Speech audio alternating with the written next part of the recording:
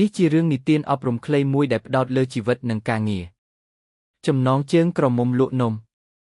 នៅក្នុងភូមិតូចមួយមានក្មេងស្រីឈ្មោះសារ៉ាគាត់កើតជារស្មីក្នុងគ្រួសារក្រីក្រម្ដាយជាមេផ្ទះឪពុកជាកសិករការរស់នៅពិបាកណាស់ប៉ុន្តែសារ៉ាមិនដែលបោះបង់ការសិក្សាទេរៀនបានកម្រិត9គាត់ចាំបាច់ឈប់រៀនដើម្បីជួយឪពុកម្ដាយធ្វើការងារថ្ងៃមួយសារ៉ាបានគិតដល់វិធីមួយគាត់ចង់លក់នំជាប្រភពចំណូលទោះមិនមានទុនចិត្តគាត់មាំមួនណាស់គាត់ស្នើសុំឲ្យម្ដាយបង្រៀនធ្វើនំចែវនិងនំខ្ទិះហើយក៏ចាប់ផ្ដើមយកទៅលក់នៅជិតសាលា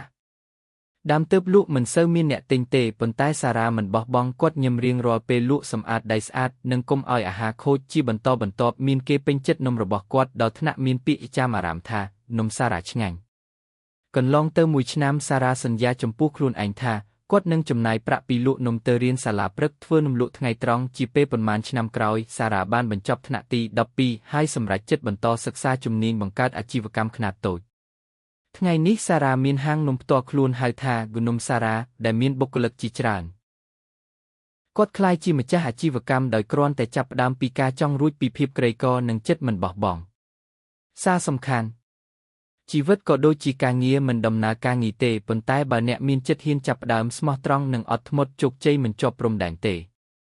ចង់ឲ្យខ្ញុំសរសេរបន្ថែមទៀតជារឿងបន្តឬកែវីជាសៀវភៅខ្លីទេ